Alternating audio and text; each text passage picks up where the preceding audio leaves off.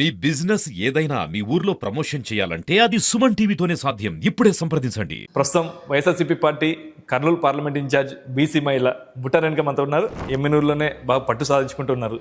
అయితే హఠాత్తుగా ఎమ్మినూరు ఇన్ఛార్జ్ మార్చి మళ్ళీ కర్నూలు పార్లమెంట్కి ఇన్ఛార్జ్ ఉన్నారు. ఎలా అనిపిస్తుంది మీకు ఇంతకు? కొన్ని పరిణామాలు మన చేతిలో ఉండవండి. మీకు బాధ లేదా ఇన్ఛార్జ్ మార్పు వచ్చిందని? ఏదైనా సడన్గా ఒక నిర్ణయం వచ్చినప్పుడు ఎవరికైనా సరే అది సహజం, చాలా సహజం. బాధపడ్డాం. ఇక్కడ ఎమ్మినూరులో అంటే కేవలం రెడ్ల పరిపాలన కొనసాగాలి. అయితే మీరు బీసీ మహిళ అంటే మిమ్మల్ని ఎందుకు ఆదరించట్లేదు? ఒకవేళ నిలబడినా కూడా ఎందుకు ఓట్లు పడలేదు? ఎందుకు ఓడిపోవడం కారణం ఏంటి? కానీ ఒక్కటే, అక్కడ కంటెస్ట్ చేసేటప్పుడు అంటే ఎమ్మినూరులోనే ఉంటే మీరు కర్నూలు పార్లమెంట్గా ఇన్ఛార్జ్గా కొనసాగుతున్నారు. దీన్ని ఎలా చూడొచ్చు? అందరూ వ్యతిరేకిస్తున్నారు అలా. కర్నూలులోనే ఉండాలని ఇక్కడ రూల్ లేదు. ఇక్కడ వైసీపీ క్యాడర్ కానీ కొన్ని లీడర్లు కానీ మీరే ఇన్ఛార్జిగా ఉండాలని చెప్పేసి పట్టుబడుతున్నారు. వాళ్ళు స్వయంగా అనుకుంటారు అంటే మీరే ప్రేరేపిస్తున్నారు? తప్పులేదు క్యాడర్ అనుకోవడంలో మాకుంటే బాగుంటుంది అని. రాజీవ్ రెడ్డి గారు ఇన్ఛార్జిగా ప్రకటించేప్పటి కూడా కొందరు క్యాడర్ డైరెక్ట్గా చెప్తున్నారు, రాజీవ్ రెడ్డి గారు ఇన్ఛార్జ్ ఉంటే మేము పని చేయము, బుట్టారెనక గారు కావచ్చు లేదంటే చెన్నగిరి శివరెడ్డి గారు కావచ్చు, వాళ్ళకి ఇన్ఛార్జ్ ఇస్తే మేము పని చేస్తామని చెప్పి చాలా మటుకు సగం క్యాడర్ మటుకు వ్యతిరేకిస్తున్నారు. దాన్ని ఎలా చూడొచ్చు? అది depending on person to person ఉంటుందంటే ఆ పర్సన్ టు పర్సన్ అనేది ఆ పర్సన్ ఇండివిజువాలిటీ బట్టి.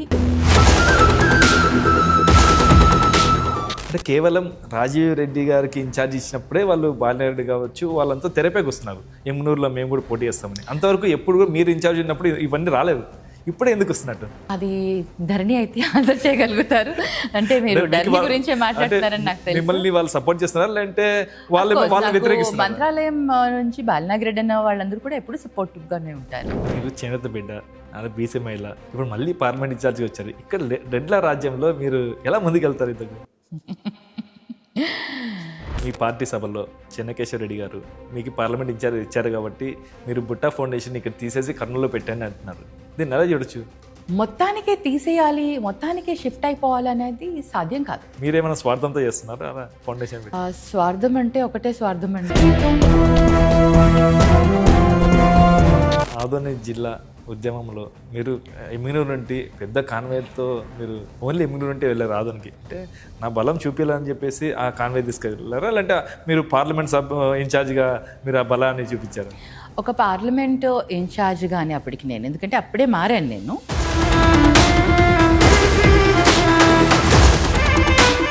నేను అడిగేది ఒకటి, కేవలం అంత కాన్వే ఎక్కడ నుండి వచ్చింది? చెప్తున్నాను.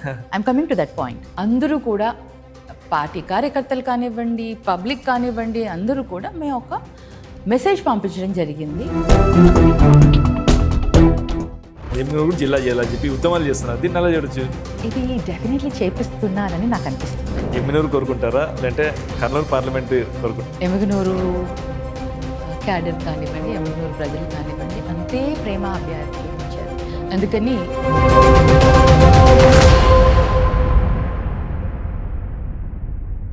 Welcome to Suman TV. నేను కిరణ్.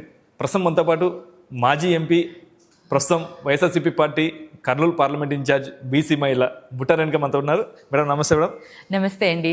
మేడం, ఎమ్మిగనూరు అంటే ఎంపీగా పోటీ చేసినాక తర్వాత ఎమ్మిగనూరులో మీకు ఎమ్మెల్యేగా అవకాశం వచ్చింది. ఎమ్మెల్యేగా ఓడిపోయినప్పటికీ ఎమ్మిగనూరులోనే బాగా పట్టు సాధించుకుంటున్నారు. అయితే హఠాత్తుగా ఎమ్మిగనూరు ఇన్ఛార్జ్ మార్చి మళ్ళీ కర్నూలు పార్లమెంట్కి ఇన్ఛార్జ్ ఉన్నారు. ఎలా అనిపిస్తుంది మీకు ఇంతకు? కొన్ని పరిణామాలు మన చేతిలో ఉండవండి. మొదటి నుంచి నాకు 2014లో నేను ఎంపీగా కంటెస్ట్ చేసినప్పటి నుంచి కూడా నాకు ఆల్వేస్ ఎంపీగానే కంటెస్ట్ చేయాలన్న ఒక ఇంట్రెస్ట్ ఉండేది. సో అన్ఫార్చునేట్లీ 2019లో నాకు టికెట్ రాకపోవడం, నేను కంటెస్ట్ చేయలేకపోయాను. 2024 టైంకి మా పార్టీ అధ్యక్షులు శ్రీ వైఎస్ జగన్మోహన్ రెడ్డి గారు నాకు ఎమ్మెల్యేగా కంటెస్ట్ చేసే అవకాశాన్ని కల్పించారు. ఆ సమయంలో అన్న నాకు అవకాశం ఇచ్చినప్పుడు అదే అవకాశాన్ని నేను సద్వినియోగం చేసుకోవాలని కంటెస్ట్ చేయడం జరిగింది. నేను జస్ట్ ఎలక్షన్స్కి ఐ థింక్ ఒక 4 months ముందర వెళ్ళాను.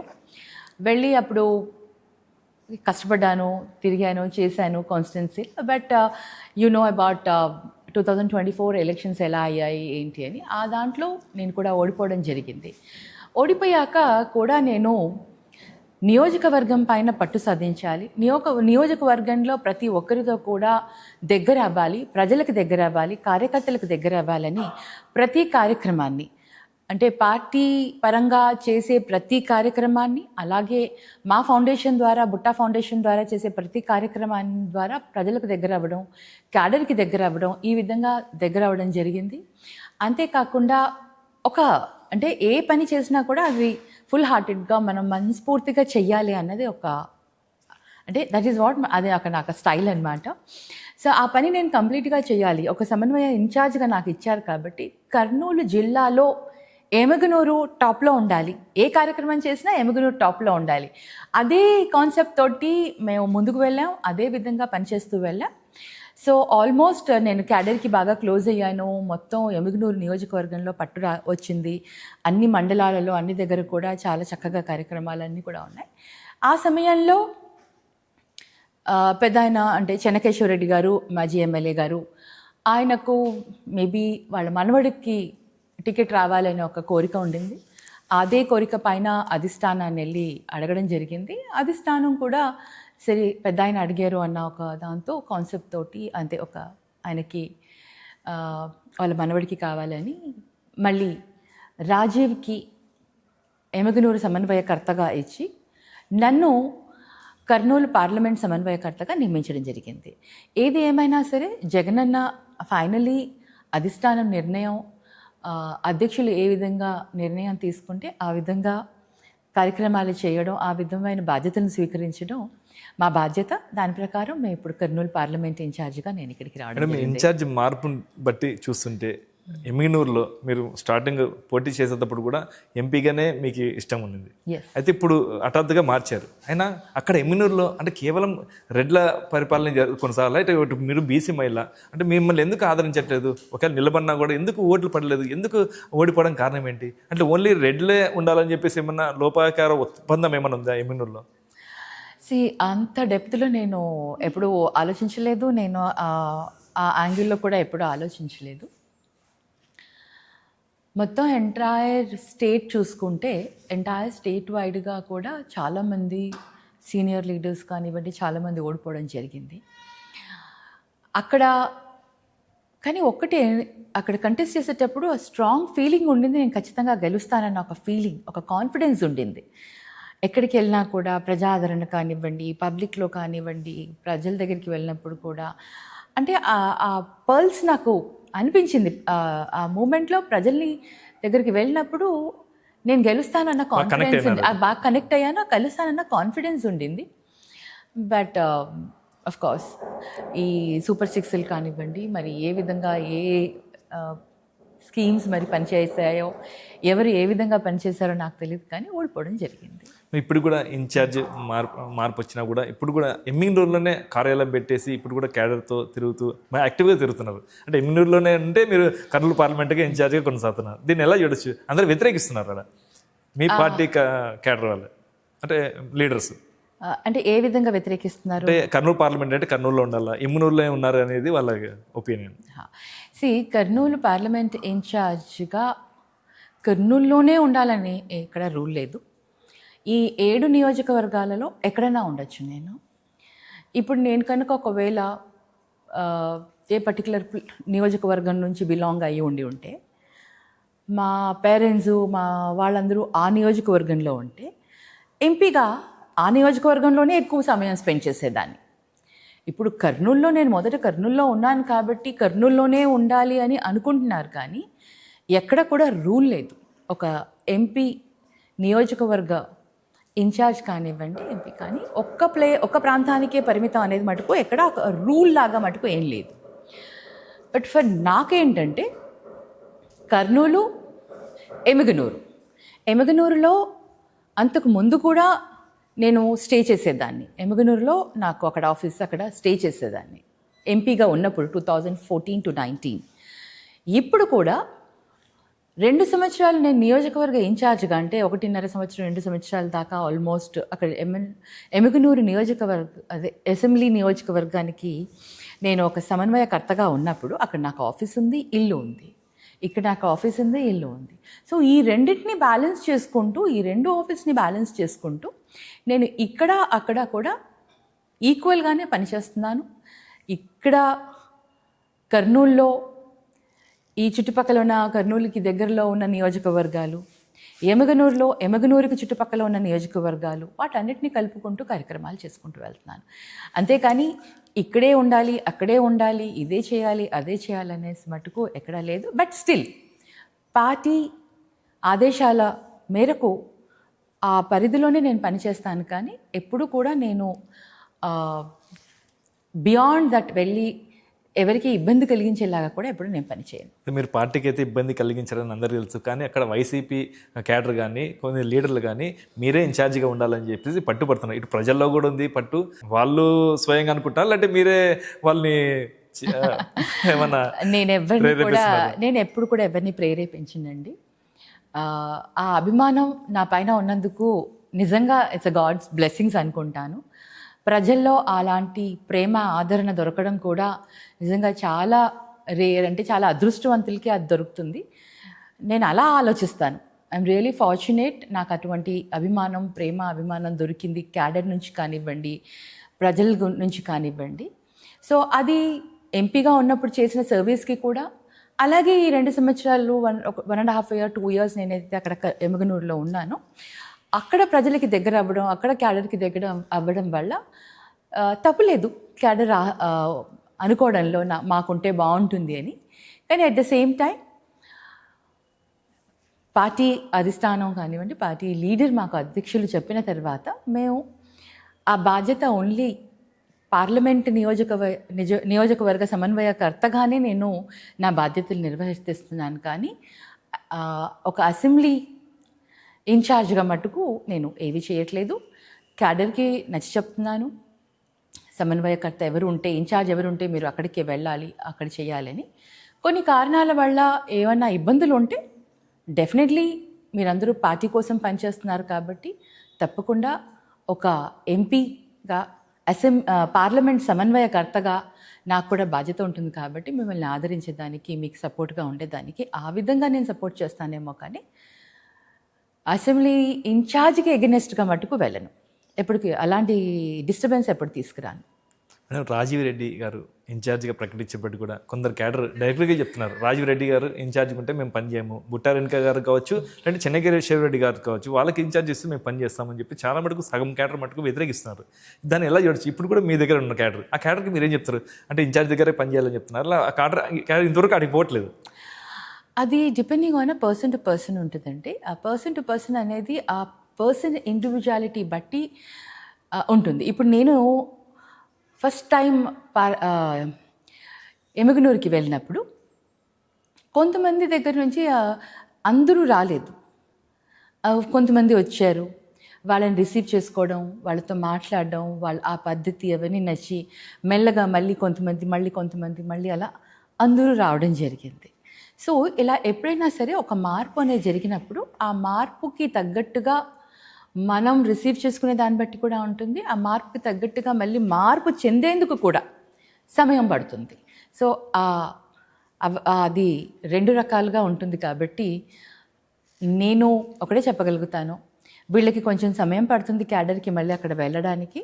అక్కడున్న లీడర్ కూడా, రాజీవ్ కూడా వీళ్ళని అంతే ఆప్యాయంగా దగ్గరికి తీసుకుంటే వీళ్ళు కూడా అక్కడికి వెళ్తారు, అన్నీ సెట్ అయిపోతుంది. కొంచెం సమయం, it's only matter of time అండి. వైసీపీ పార్టీలో సీనియర్ లీడర్లు ఇప్పుడు ఎమ్మెల్యే బాలనాగిరెడ్డి గారు మా తల్లిని దింపుతాను రాజీవ్ రెడ్డి గారికి ఇస్తే అని అంటున్నారు. దీన్ని ఎలా చూడొచ్చు మేడం? అంటే ఎక్కడ వ్యతిరేకత ఎవరి దగ్గర ఉంది? ప్రతి ఒక్కరికి ఒక కోరిక ఉంటుంది. అంటే ప్రతి ఒక్కరికి కాదు, లీడర్గా ఎదగాలి అనుకున్న వారికి ఏదో ఒక నియోజకవర్గం నుంచి కంటెస్ట్ చేయాలని ఒక కోరిక ఉంటుంది. బేసికలీ పొలిటికల్ ఫ్యామిలీస్లో ఉన్న వాళ్ళకి చిన్నప్పటి నుంచి ఆ పొలిటికల్ బ్యాక్గ్రౌండ్, పొలిటికల్ ఫ్యామిలీ, పొలిటికల్గా ఎదిగి ఉంటారు కాబట్టి అలాంటి కోరిక రావడంలో తప్పులేదు. కానీ ఎవరికి ఇస్తారు టికెట్, ఇప్పుడు నియోజకవర్గ సమన్వయకర్తగా ఉన్నారు, ఎవరికి టికెట్ ఇస్తారు ఏంటి అనేది అది అధిష్టాన నిర్ణయం. అంటే ఎవరిని ఇన్ఛార్జ్ చేస్తారు, ఎవరికి టికెట్ ఇస్తారు అనేది అధిష్టాన నిర్ణయం. సో అందుకని దానిపైన మనం మాట్లాడడం కూడా ఐ డోంట్ థింక్ సో. అంటే కేవలం రాజీవ్ రెడ్డి గారికి ఇన్ఛార్జ్ ఇచ్చినప్పుడే వాళ్ళు బాలనారెడ్డి కావచ్చు వాళ్ళంతా తెరపైకి వస్తున్నారు, ఎమ్నూరులో మేము కూడా పోటీ చేస్తామని. అంతవరకు ఎప్పుడు కూడా మీరు ఇన్ఛార్జ్ ఉన్నప్పుడు ఇవన్నీ రాలేదు, ఇప్పుడే ఎందుకు వస్తున్నట్టు?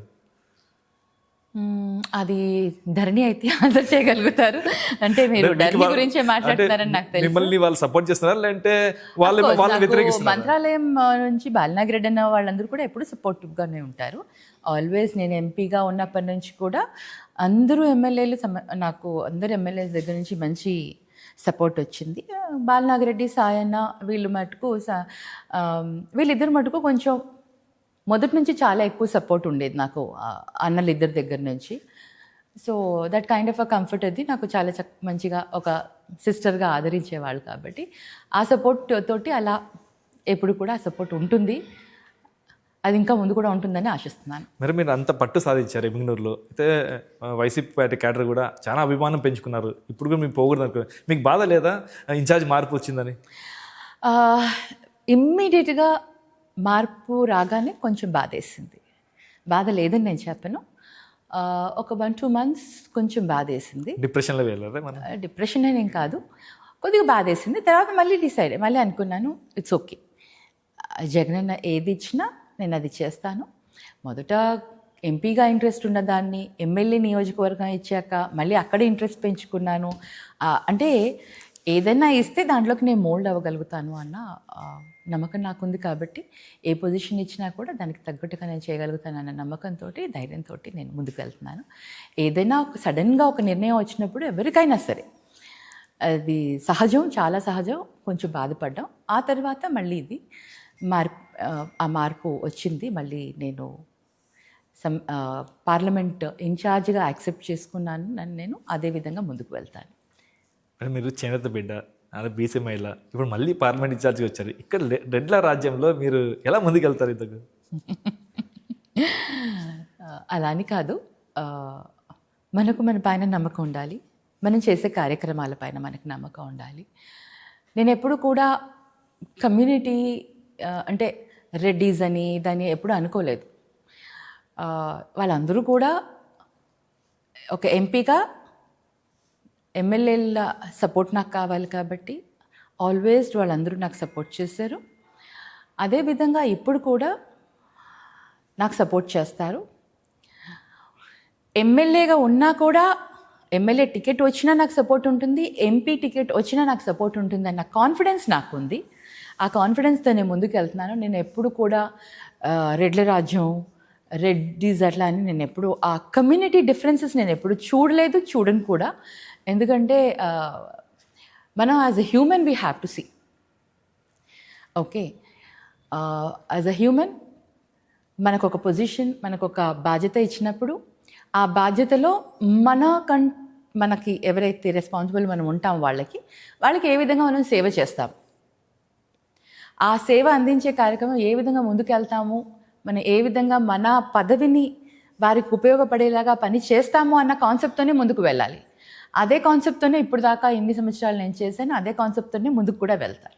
కర్నూలు పార్లమెంట్లో బీసీలకే ప్రాధాన్యత ఎక్కువ. వాళ్ళు మీకు సపోర్ట్ ఉన్నారా? ఎప్పుడన్నా మీకు ఇలా జరిగింది, బీసీ మహిళలకు అన్యాయం జరిగిందని చెప్పేసి ఎవరన్నా మీతో ఏమన్నా క్వశ్చన్ చేశారా? జరుగుతుంది కదా అని.